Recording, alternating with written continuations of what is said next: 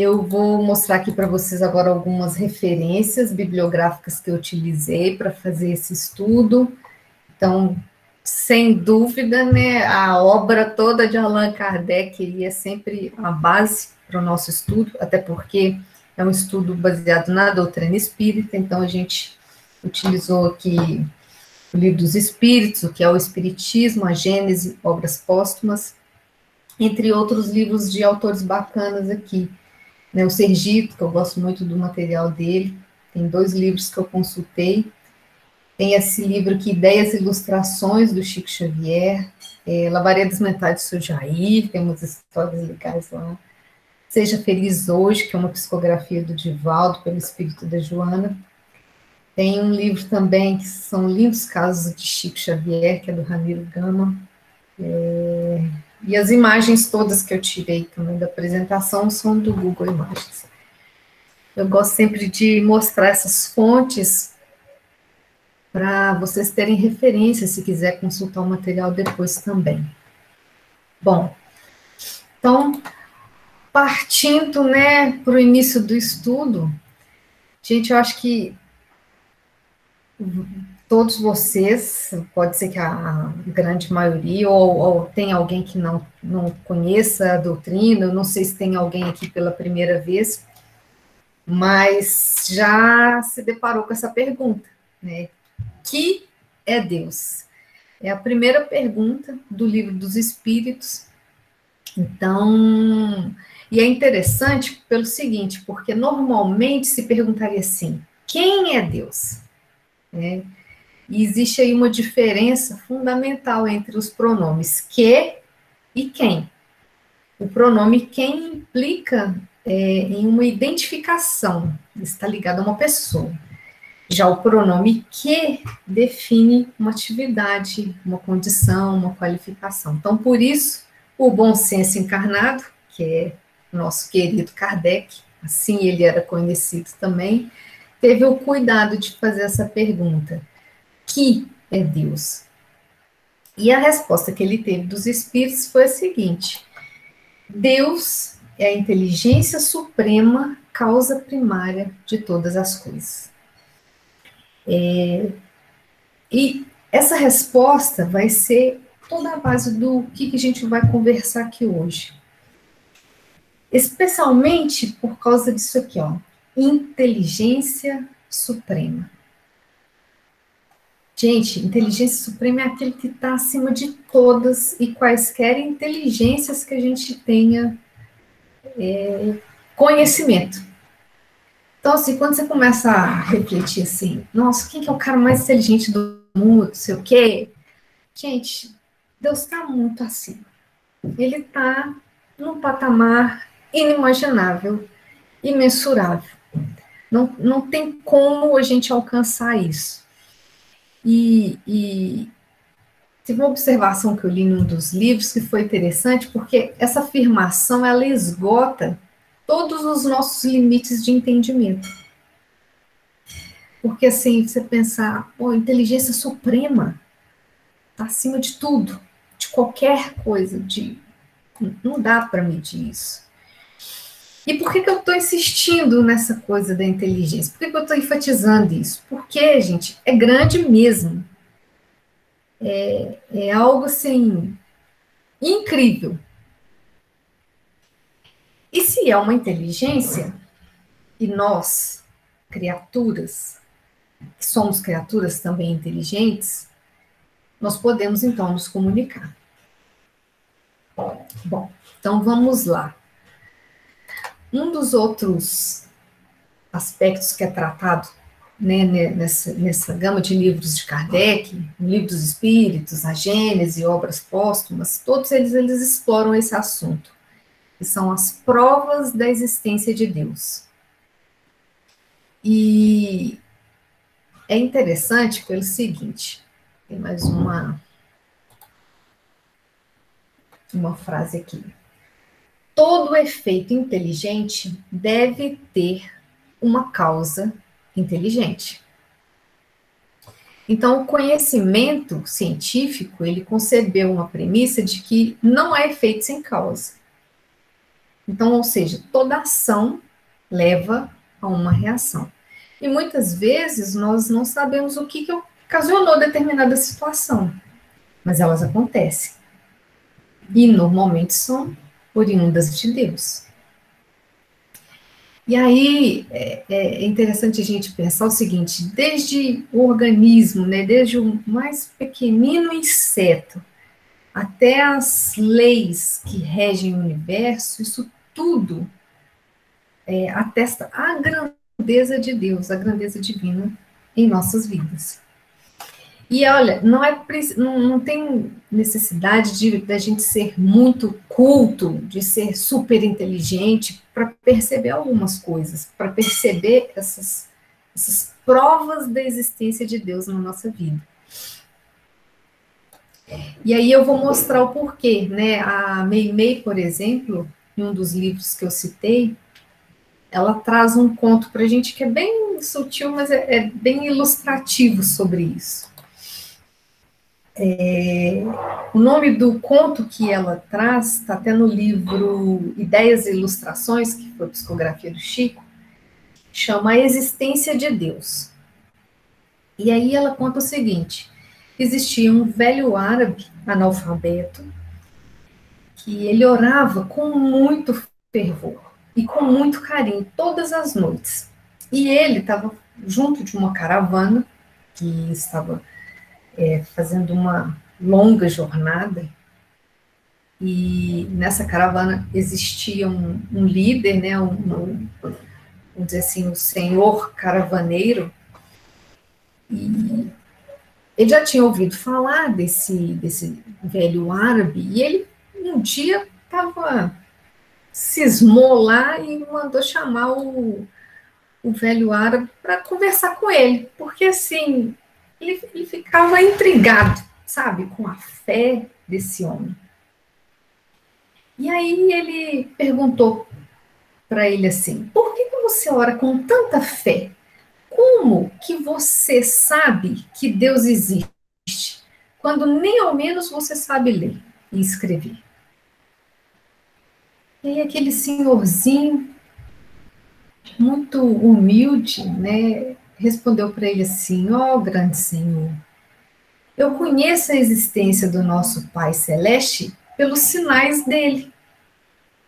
Aí o homem, né, começou a coçar a cabeça e se perguntando assim: como assim?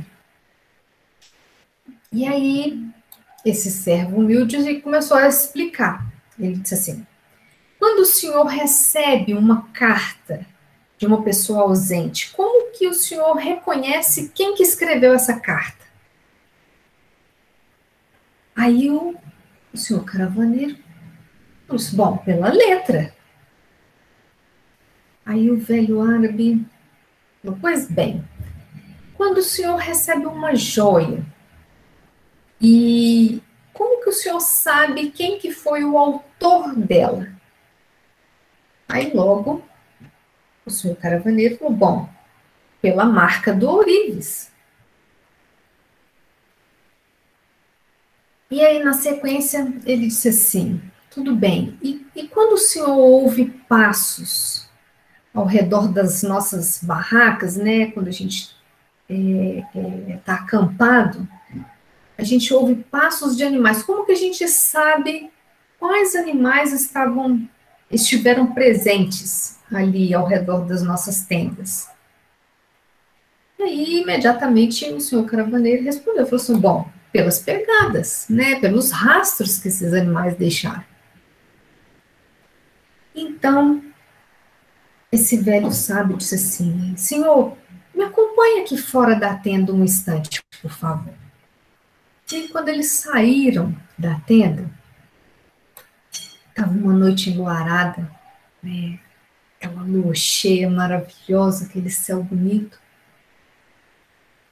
E ele olhou para aquele cenário e mostrou para aquele senhor caravaneiro e disse assim: senhor, aqueles sinais ali em cima, eles não podem ser dos homens. Naquele momento, ele ficou paralisado, porque até então ele não tinha refletido sobre isso. E ele ficou olhando aquele céu estrelado, com aquela lua maravilhosa, e ele se curvou a esse velho árabe e começou, junto com ele, fazer uma prece.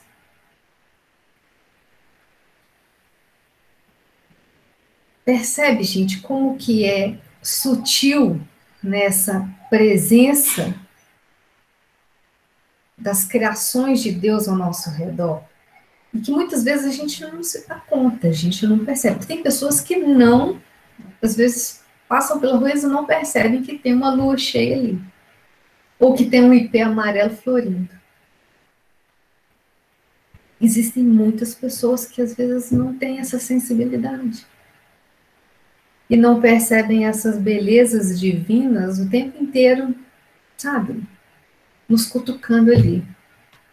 Tem uma história do Francisco de Assis, eu adoro ele, que certa vez ele estava na cidadezinha que ele vivia, e aí ele, normalmente quando você bate os sinos da igreja, né, com uma certa frequência, é para chamar a atenção do povo, né, e aí, nesse dia, já era tarde, já era uma meia-noite, assim, ele já tinha terminado os afazeres, ele foi para fora da igreja e ficou abismado com uma coisa, e aí começou a bater o sino da cidade. E aí saiu todo mundo para as ruas, e chegando lá, falei, o que foi para Francisco? A casa de alguém pegou fogo? Normalmente as pessoas ficavam preocupadas, porque estava acontecendo alguma coisa séria na cidade. Aí ele disse assim, não, olha, veja, e me mostrou para o céu. E era uma noite de lua cheia. Aí as pessoas começaram assim, a entreolhar assim, assim, Francisco ficando doido, falei assim, veja, é a lua, irmã lua. Porque ele queria chamar a atenção das pessoas pela essa grandeza de Deus que está sempre nos mostrando sinais da presença dele, da existência dele em nossas vidas. Bom, e aí, dando sequência a esse estudo do Kardec, né, até na Gênese, eu separei 3 imagens interessantes, porque Kardec fala o seguinte, na Gênese, no capítulo 2. Em toda parte se reconhece a presença do homem pelas suas obras. E aí, quando a gente olha para essas 3 imagens, né, a primeira, à esquerda, é uma pintura da Mona Lisa, que é um quadro famosíssimo. Essa imagem ao centro é o Taj Mahal, que fica na Índia, na cidade de Agra, que é um mausoléu incrível, belíssimo. E a terceira imagem é uma escultura de Michelangelo, que é a Pietà. Ela foi esculpida em 1499. Então, são 3 obras de arte belíssimas. E Kardec diz o seguinte, que pela grosseria ou perfeição do trabalho, reconhece-se o grau de inteligência ou de adiantamento daqueles que o executaram.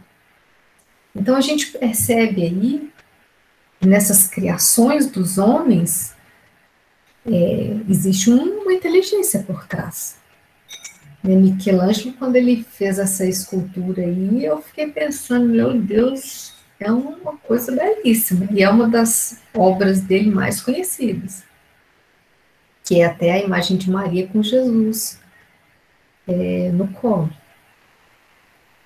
E aí, por que eu trouxe isso, gente? Porque se nós, homens, né, seres humanos, somos capazes de fazer, de produzir obras tão incríveis, tão belas, imagine as obras do Criador, de Deus, nosso Pai. Na história que eu contei logo mais para vocês, eu demonstrei um pouco disso. né? Mas vamos ver mais algumas outras para a gente se recordar. Olha essa imagem. Eu não sei se alguns de vocês conhecem, eu não conheço, nunca fui lá pessoalmente, mas é Fernando de Noronha. É um lugar maravilhoso. É lindo aquele lugar. E aí, o Kardec faz um convite para nós lançarmos o nosso olhar no nosso entorno, né, sobre as obras da natureza, notando que a providência divina, a sabedoria e a harmonia, elas presidem essa obra, essas obras, né, essas obras de Deus. Vamos ver mais uma. As Cataratas do Iguaçu. É um lugar maravilhoso. Também não conheço. Mas, se Deus quiser, um dia estarei lá para apreciar. Mas é belíssimo. E o Kardec, ele diz que as obras ditas da natureza são o produto de forças materiais que atuam mecanicamente como consequência das leis de ação e atração e repulsão. Olha mais uma imagem aqui. Essa parece mentira, né? E eu vou dizer uma coisa para vocês, não é mentira. Eu não estive lá, não, mas eu já tive a oportunidade de ir num lugar semelhante. E quando você chega num lugar bonito desse jeito, você fica assim, gente, isso é mentira. Porque é uma harmonia, né? É o que o Kardec estava falando. É uma harmonia, uma sabedoria no conjunto todo, que é uma coisa que nos deixa deslumbrados. E somente uma inteligência suprema para criar isso tudo. Então, e aí ele complementa, né? Kardec continua dizendo assim: desde que o homem não as possa produzir, é que elas são produtos de uma inteligência superior à humanidade, a menos que admitamos que há efeitos sem causa. Vamos ver mais exemplos? Os animais. Tem cada animal mais lindo do que o outro, e a gente fica assim surpreendido. Eu adoro assistir aqueles documentários sobre o planeta, sobre os animais, porque é incrível e o quanto a gente aprende com isso. Quanto que nós, desde há muitos anos, nós estamos aprendendo cotidianamente com a natureza.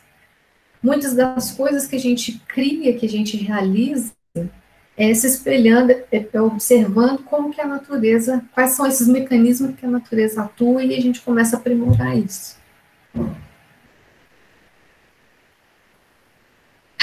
Animal Planet na veia, é isso aí. Não, e tem mais, gente, olha isso daqui. Eu, na hora que eu vi assim, pode falar, vou colocar, porque é tão bonito. E nos mostra exatamente isso, né? Essa inteligência que está por trás disso tudo. O criador disso tudo. Eu destaquei essa florzinha também porque eu não resisti. Gente, é uma delicadeza. E ela é conhecida como flor de renda. É uma flor de uma planta que ela é cultivada lá na Ásia. É uma planta que chama abóbora de serpente. Eles cultivam lá. É interessantíssimo. E aí você fica observando os detalhes. É muito bonito. Olha esse outro exemplo, que é uma borboleta asas de vidro. E eu trouxe todos esses exemplos de criações divinas, e agora eu vou mostrar um último exemplo para fechar essa sequência,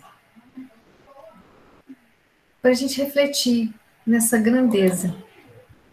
Somos nós.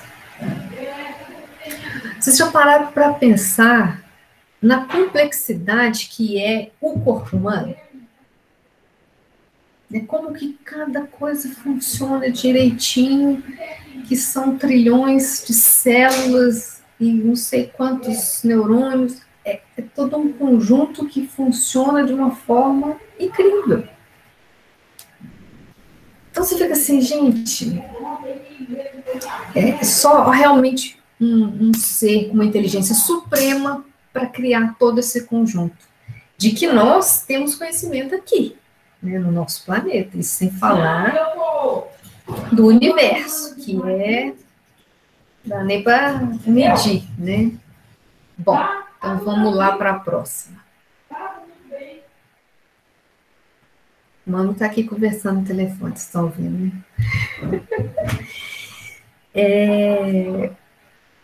Outra coisa que eu quero trazer para vocês é o seguinte: o Espiritismo ele tem um embasamento que é conhecido como tríplice aspecto da doutrina, que é a religião, a ciência e a filosofia.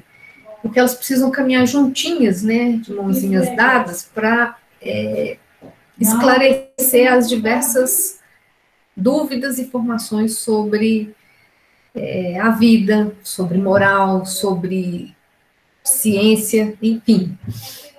Então, esses três aspectos aí precisam andar juntos, eles são os três pilares da doutrina.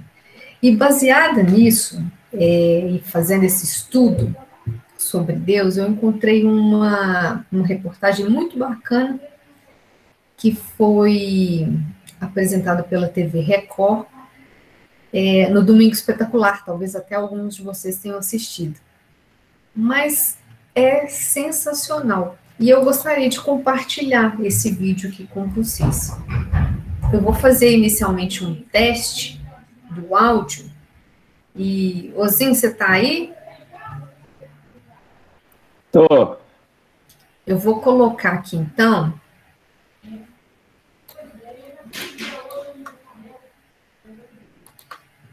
Vocês estão vendo a imagenzinha aqui? Sim. Ótimo. Então, eu vou dar um play, aí você só me confirma que vocês estão ouvindo, tá? Revelações da ciência sobre os mistérios da vida. Sim. Especialistas de vários países estiveram no Brasil para o lançamento de um grupo dedicado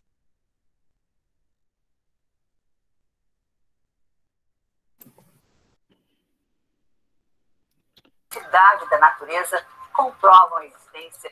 Tinha parado? Parou, começa de novo, o som tá bom, assim, você escolheu até uma gravação do meu querido e saudoso Paulo Henrique Amorim. Inclusive, gente, pode acontecer, como eu estou conectada na internet, pode acontecer de aparecer alguma propaganda inoportuna. Aí vocês tenham paciência, logo que aparecer ali, pular propaganda, eu tiro, tá? Vamos lá de novo. Revelações da ciência sobre os mistérios da vida.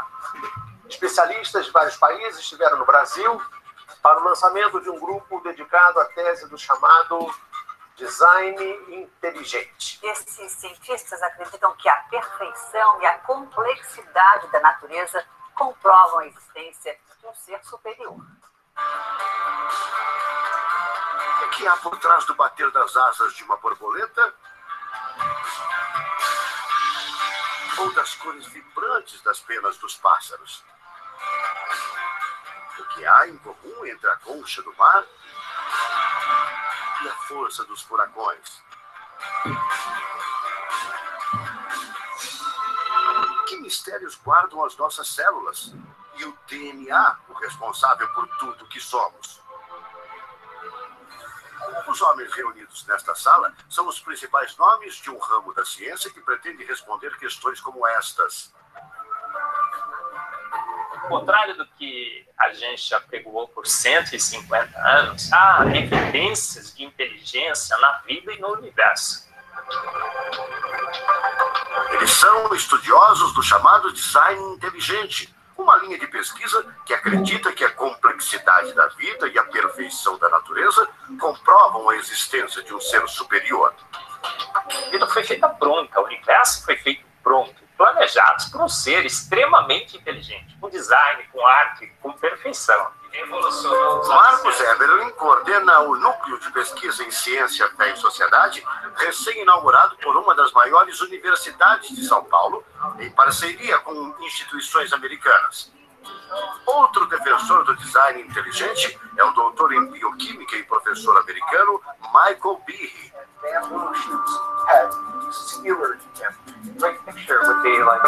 Brian Miller é doutor em física. Ele coordena as pesquisas da Universidade de Duke, nos Estados Unidos. Seria um super engenheiro, um super arquiteto? Você pode dizer isso, responde o físico. Um arquiteto que tinha a vida em mente, um criador que fez a vida deliberadamente. Also, when you look at life itself, Não é de hoje que os cientistas procuram pistas deste arquiteto da vida. Galileu Galilei, o célebre físico e astrônomo italiano, disse há mais de 400 anos que a matemática é o alfabeto com o qual Deus escreveu o universo. A matemática se dedica a provar que tudo no universo segue uma lógica. Mas foi ainda antes, na Idade Média, que outro italiano, Leonardo Fibonacci, decifrou parte deste alfabeto. Ele descobriu um padrão numérico que se repete em quase tudo na natureza. Em homenagem a ele, o padrão passou a ser conhecido como sequência de Fibonacci, uma sequência lógica de números que pode ser expressa em formas geométricas. Em cada quadrado, a gente consegue construir arcos, aquelas linhas tortas, né? A gente consegue ligar um arco com o outro. Como você liga um arco, um outro arco, um outro arco, um outro arco, um outro arco, e vai seguindo um outro arco. Pensando no próximo quadrado, um outro arco. Essa aqui é uma figura que é uma espiral, chamada espiral de Fibonacci. E essa espiral aparece em diversos lugares do nosso cotidiano. Aparece, por exemplo, na nossa orelha. O formato da nossa orelha é exatamente essa espiral. Uma coisa interessante, aparece o nosso rodamuinho do cabelo aqui. É o mesmo formato que aparece aqui. Que é o mesmo formato que aparece naquela concha do mar, tal do Nautilus, né? Que é o mesmo formato que aparece nas estrelas do universo. Que é o mesmo rodamuinho que forma quando tem um furacão. A sequência de Fibonacci foi encontrada também nas ondas do mar, nas pétalas das rosas, na distribuição das sementes do girassol e até nos hexágonos da casca do abacaxi. Mais uma comprovação matemática da existência de uma mente inteligente por trás da criação seria o chamado número de ouro, ou proporção áurea, representada pela letra Φ. Número de ouro, também representado pelos dígitos 1,618, está presente na construção de uma das obras mais importantes da antiguidade, o Partenon. Foi usado por Leonardo da Vinci na Mona Lisa, o quadro mais famoso do mundo. Essa regra do número áureo, ela vem, né, aparece no Fibonacci e aplica em um monte de situações. E é legal que os gregos percebiam isso, eles associavam isso muito com a ideia de perfeição. Ele está presente nas asas das borboletas e até nas medidas do corpo humano. Se você pegar a sua altura e dividir pela distância do seu umbigo até o chão, vai dar aproximadamente 1,6. Vai dar um φ também. Se a gente abre os braços, né, calcula a distância da ponta de um dedo até a ponta do outro dedo. Então vai ser desse dedo maior aqui, o dedo médio, até chegar ao dedo médio. Se eu pegar essa distância e dividir pela distância desse dedo até esse ombro aqui, vai dar 1,6 de novo. De tudo na natureza, o que mais impressiona os cientistas são as células, a chamada unidade básica da vida. São as menores partes que compõem os seres vivos, vegetais ou animais. O corpo humano é formado por cerca de 100 trilhões de células que dão origem a tecidos e órgãos. It cannot be accidentally caused. Life is not an accident. O americano Douglas Axel estuda biologia molecular há mais de 25 anos. Ele garante: não existe a mínima possibilidade de a vida ser um acidente, um acaso da evolução do planeta. Para ele, as células são complexas demais e só podem ter sido criadas de propósito por um ser inteligente. Literally machines that are made out of molecules. Dr. Michael Behe concorda. Ele compara a célula a uma fábrica repleta de máquinas e veículos. Ela produz e troca com as células vizinhas os elementos fundamentais à vida. Tudo coordenado por uma espécie de computador central, o chamado DNA. Você já deve ter ouvido falar dele. O DNA é um conjunto de informações genéticas que definem as características dos seres vivos. Entre os humanos é o DNA que informa o sexo, a cor da pele e do cabelo e o formato do rosto, entre outras coisas. São 6 bilhões de informações condensadas numa estrutura microscópica extremamente eficiente. O presidente da Sociedade Brasileira do Design Inteligente considera o DNA o mais avançado código de que se tem notícia. A gente tem a molécula de DNA como um modelo. Por quê? Quando a gente descobriu essa molécula, a gente viu que é uma molécula fantástica, maravilhosa. E ali evidências e mais evidências de que uma mente inteligente projetou a vida. Porque é o software da vida. E esse software tem o quê? Tem ali um código. E a gente sabe que códigos emanam de mentes inteligentes. Nos Estados Unidos, um grupo de pesquisadores afirma ter identificado uma sequência de números que sempre se repete no DNA humano. Seria uma espécie de assinatura de Deus, segundo o engenheiro da computação Greg Braden.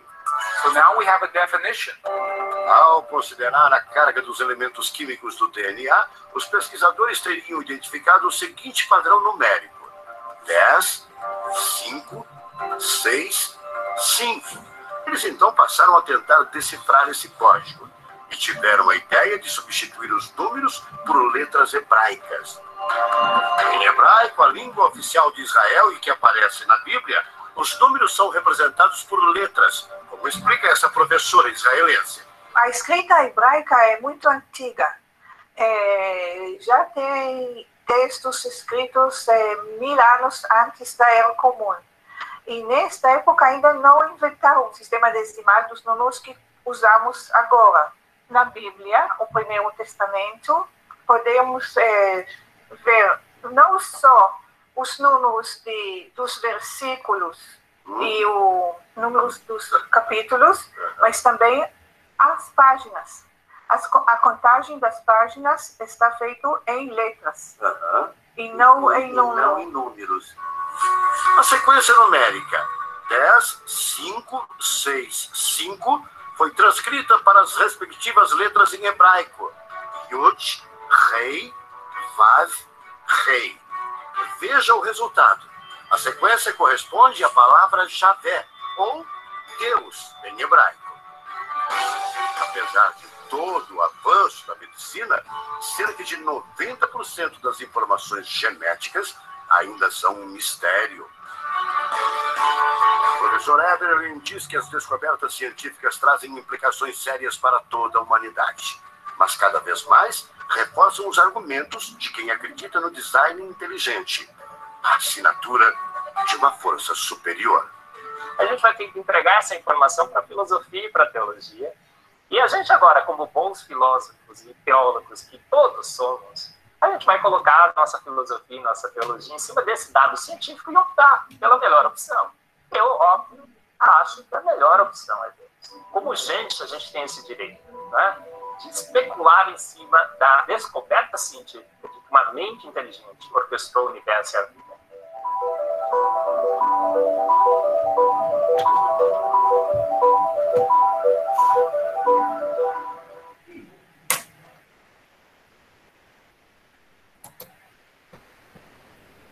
E aí, pessoal, o que vocês acharam? Excelente, porque mostra como as coisas estão tão interconectadas que nós não percebemos no nosso dia a dia. Nós temos, assim, as coisas são montadas e pautadas dentro de uma lógica, assim, que a gente ignora às vezes. Ou seja, é uma inteligência superior que consegue visualizar tudo isso de uma vez só. Não, e assim, é muito legal porque a gente percebe, como foi falado no vídeo, né?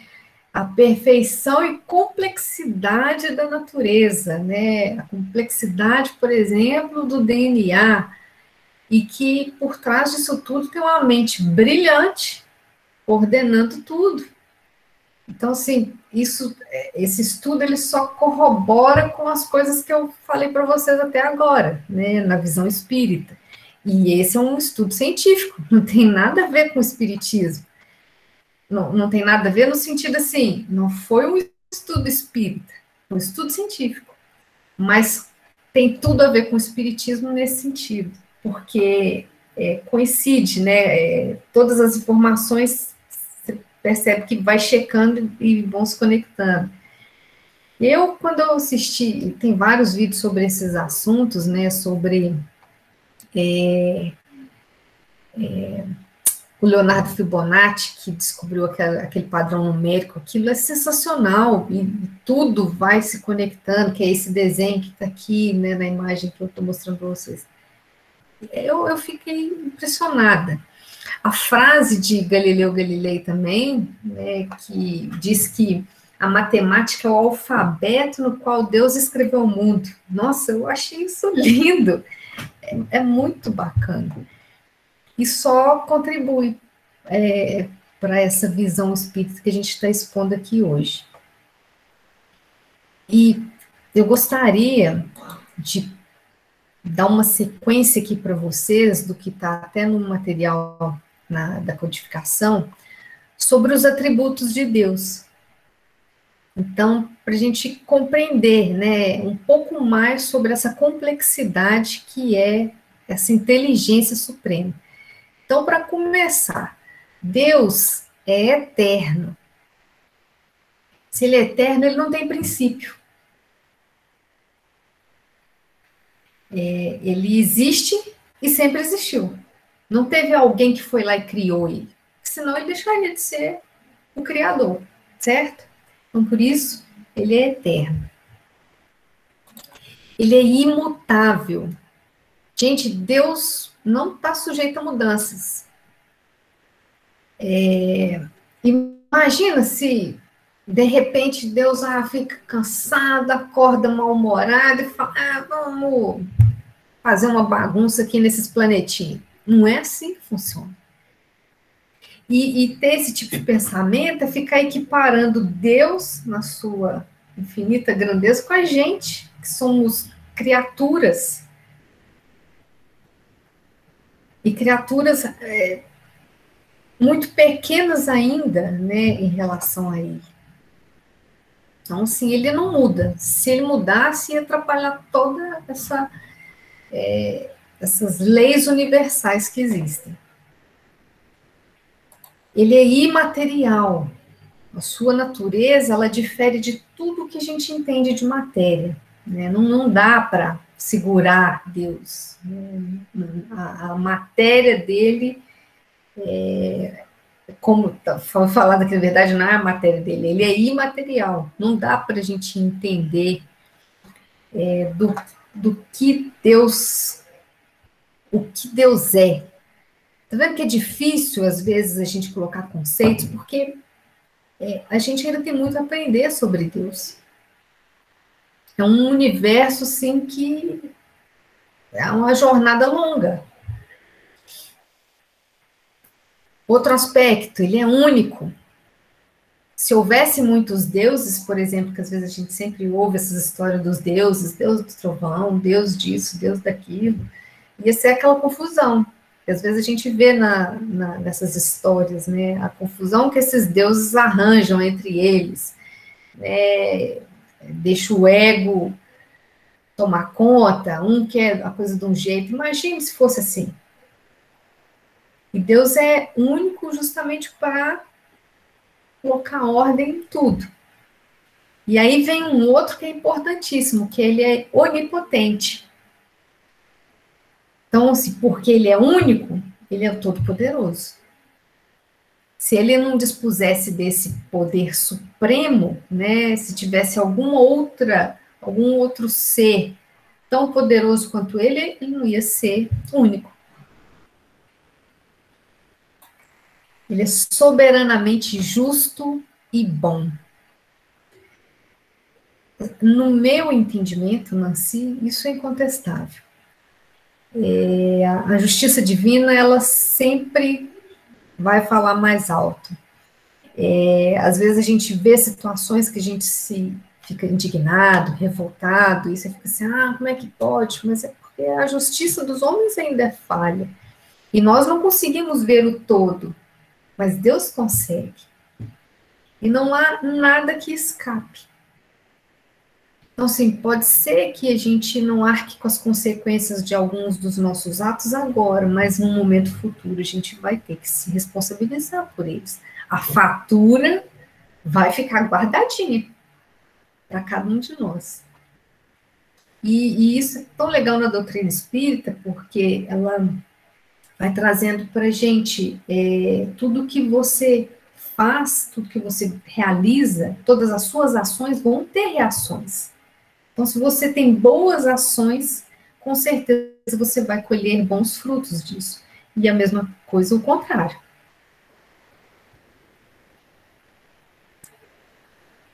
Deus é infinito em todas as suas perfeições. Então, como a gente comentou aqui, né? Ele é perfeito em tudo. Não tem falhas. O ser humano, sim, ele é imperfeito. Mas nós estamos construindo aí essa evolução nossa, até um dia chegarmos no nível do Cristo, né? E isso já foi explicado, que somos capazes disso. Então, nós temos que caminhar para essa perfeição. Mas nunca vamos chegar no nível de Deus, porque, como a gente falou aqui, ele é único, ele é onipotente, ele é o Todo-Poderoso.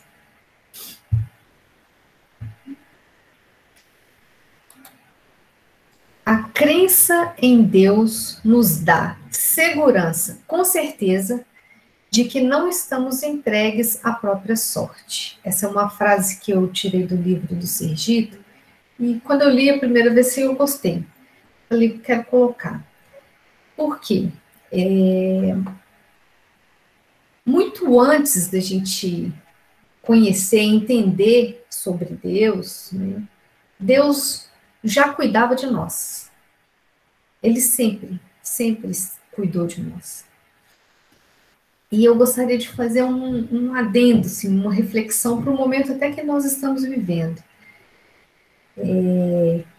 Estamos numa crise mundial devido à pandemia do Covid, algo jamais visto, e que tem proporcionado muita dor, muito sofrimento, muita tristeza, perdas incalculáveis, e cada vez mais, né, com o agravamento, né, da doença, a gente tem percebido isso próximo da gente. E aí, quando a gente começa a pensar, e nesse estudo eu sempre gosto de fazer essas reflexões e de me colocar no lugar de pessoas que estão sofrendo muito, né? Quais seriam os sentimentos que eu iria nutrir se eu estivesse passando por uma trágica situação de perder, por exemplo, pai, mãe, irmãos, que é o que está acontecendo com muitas famílias. E aí a nossa fé é testada. Como que a gente agiria? E nesses momentos de muita dor, as pessoas questionam a existência de Deus. Porque é difícil você lidar com a dor. E você começa a se perguntar, mas por que Deus deixa tanto sofrimento, tanta dor? Onde que está Deus? E aí tem uma historinha de um homem que ele era um acadêmico, estudioso, um cientista, e ele estava em muitas discussões mentais, assim, e ele resolveu ir para o campo para tentar encontrar respostas. E aí, quando ele chegou no campo, ele encontrou um homem muito simples, cuidando da terra, arando a terra, e aí ele foi se aproximando deste homem e fez a seguinte pergunta para ele: onde está Deus? Aí aquele senhor, assim, muito simples, olhou para ele, assim, tirou o chapeuzinho, limpou o suor da testa e disse assim: olha, meu senhor, onde está Deus? Eu não sei não. Mas será que o senhor poderia me dizer onde Deus não está? Percebe? Então eu gostaria que todos pensassem sobre isso. Porque realmente, às vezes na dor a gente se questiona: onde está Deus? E é errado fazer essa pergunta? Não, é natural. É muito natural.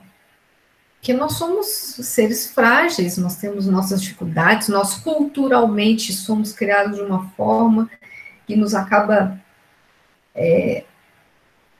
fazendo nos apegar muito àqueles que são próximos a nós.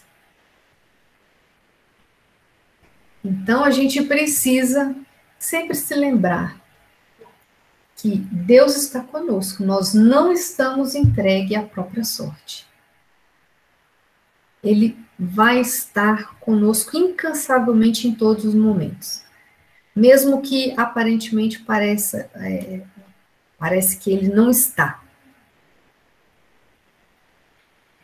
Eu, felizmente, com essa pandemia, eu não perdi nenhum familiar, mas tem pessoas que se contaminaram, e não deixa da gente ficar, grilado, da gente ficar preocupado.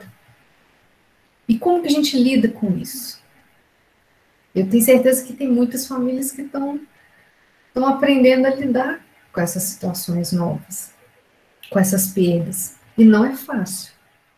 Mas o que eu posso afirmar para todos vocês hoje, de todo o estudo que eu fiz, é que Deus não nos desampara em nenhum momento. E a doutrina espírita, no meu entendimento, ela é muito consoladora, e ela é conhecida como uma doutrina consoladora exatamente por isso. Porque ela não vai tirar a nossa dor, mas ela vai tirar o nosso desespero. Ela vai nos consolar. Ela vai nos ajudar a entender que por trás de todas essas tragédias existe uma razão de ser. A maioria das vezes a gente não vai saber das respostas. Por que que isso está acontecendo? Por que que essa pandemia se instalou? Mas a única coisa que eu tenho certeza é que uma razão há de ser.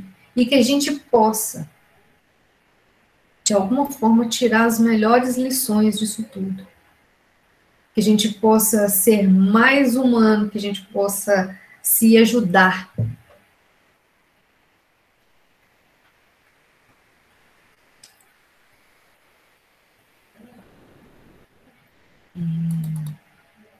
Tem uma história aqui que eu quero compartilhar com vocês,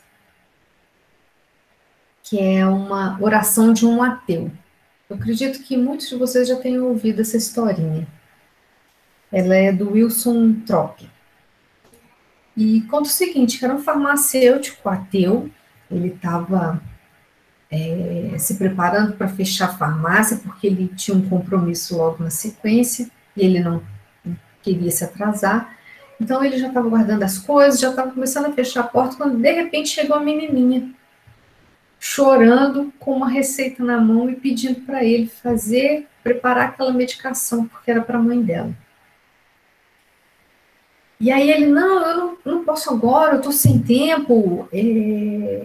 Aí ela começou a chorar, falou, por favor, senhor, por favor, prepara o remédio para minha mamãe está muito doente. E ele, meio contrariado, porque ele já estava com o horário para o compromisso dele, resolveu fazer. E fez.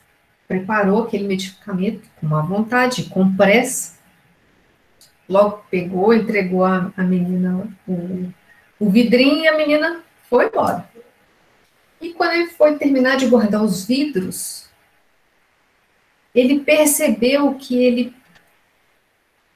sem querer, tinha utilizado uma das fórmulas, um veneno. E ele se desesperou. Ele foi correndo para a porta da farmácia para ver se conseguia ainda ver a menina, e ela tinha desaparecido. E aí ele entrou num desespero, falou, e agora? Vai acontecer uma tragédia. E instintivamente ele se ajoelhou e começou a rezar. Ele, que era ateu, falou, meu Deus, eu cometi um terrível engano. Eu te peço, se o Senhor existe, que não permita que essa mulher tome esse medicamento, que na verdade é um veneno, que eu me equivoquei. E ele começou ali num desespero a chorar, e ele não sabia quanto tempo que ele já estava orando. De repente, alguém bateu na porta da farmácia. Era a menininha, que estava chorando com o vidro quebrado na mão. Ele falou, seu moço, por favor, prepara outro para mim, porque eu caí na rua. E, sem querer, eu deixei o vidro cair e quebrou. E aquele homem, tão agradecido ficou, preparou o outro medicamento e entregou para a criança. E agradeceu a Deus. Ele não nos desampara em nenhum momento. Às vezes parece que escaparam-se todas as soluções. Ele sempre vai estar ali. E aí eu quero contar para vocês também uma outra história. Essa é uma das minhas preferidas, que é até de Francisco de Assis. Porque ele estava viajando com o Frei Leão, e nessa jornada, como eles pararam muitas vezes, ajudando as pessoas no caminho, na jornada, o inverno foi chegando sorrateiramente e começou a nevar. E eles precisavam encontrar logo um abrigo, porque senão eles não iam resistir ao frio daquele inverno. E eles conseguiram chegar a um convento, já estava muito frio, e eles bateram na porta, um homem atendeu, e aí quando eles se identificaram, né, Pai Francisco falou, é Francisco de Assis, o homem do outro lado do rio, Francisco, pá, fechou a portinha, e deixou eles lá fora, e ainda falou lá de dentro, vão embora, seus vagabundos. Nisso, o Frei Leão ficou apavorado, ele entrou em desespero e falou, nós vamos morrer nesse frio, eu tô com fome, nós vamos morrer de fome e frio, pior ainda. E começou a chorar e não sabia o que fazer, tentou bater mais na porta e nada. E nisso, Pai Francisco, que era assim conhecido, estava ali vendo os flocos de neve cair e começou a brincar com os flocos de neve. E aí o Frei Leão ficou assim, incrédulo, falou, Pai Francisco tá doido, né? Nós aqui nesse desespero e ele tá ali brincando com os flocos de neve. E aí questionou logo, falou, Pai Francisco, você tá ficando louco? Eu tô aqui apavorado, você tá aí brincando com os flocos de neve? E ele falou assim, Frei Leão, você não percebe? Eu percebo que nós estamos aqui sem saída, sem nenhuma solução, nós não temos ajuda nenhuma. Ele falou assim, é isso. Nós não temos mais nenhuma ajuda, ninguém a recorrer. Isso quer dizer, Frei Leão, que estamos 100% na mão de Deus. Isso não é maravilhoso, Frei Leão? Nós estamos 100% na mão de Deus. E é isso que eu quero deixar para vocês. Que frente a todas as dificuldades que surgirem, se você não encontra nenhuma solução, é porque Deus assumiu o controle. Agora é com Ele. Agora é com Ele. Tem uma frase muito bela aqui de João, que é: Deus é amor, e quem permanecer no amor, permanecerá em Deus, e Deus permanecerá nele. E eu gostaria, se me permitissem, para a gente concluir, nesses 2 minutinhos que faltam, eu vou ler para vocês uma mensagem que é do Adélio Neves, está nesse livro aqui do Sergito, além das estrelas, que está até numa das referências que eu coloquei no início. Essa mensagem é muito legal. E começa assim: reencontro com Deus. Deus, passei tanto tempo te procurando, não sabia onde estavas. Olhava para o infinito, não te via. Pensava comigo mesmo, será que tu existe? Não me contentava na busca e prosseguia. Tentava te encontrar nas religiões e nos templos. Tu também não estavas. Te busquei através dos sacerdotes e pastores. Também não te encontrei. Senti-me só, vazio, desesperado e descri. E na descrença, tropecei. E no tropeço, caí. E na queda, senti-me fraco. Fraco, procurei socorro. No socorro, encontrei amigos. Nos amigos, encontrei carinho. No carinho, vi nascer o amor. Com o amor, vi um mundo novo. E no mundo novo, resolvi viver. O que recebi, resolvi doar. Doando alguma coisa, muito recebi. E recebendo, senti-me feliz. E ao ser feliz, encontrei a paz. E tendo paz, foi que enxerguei que dentro de mim é que tu estavas. Foi em mim que, sem procurar, eu te encontrei. Muito obrigada pela atenção de todos. Se tiverem alguma dúvida, gente, podem ficar à vontade, tá? E muito obrigada pelo carinho e atenção de todos. Pois é, Nancy. Maravilha, tema que você escolheu hoje. Que coisa maravilhosa que é o Deus, né?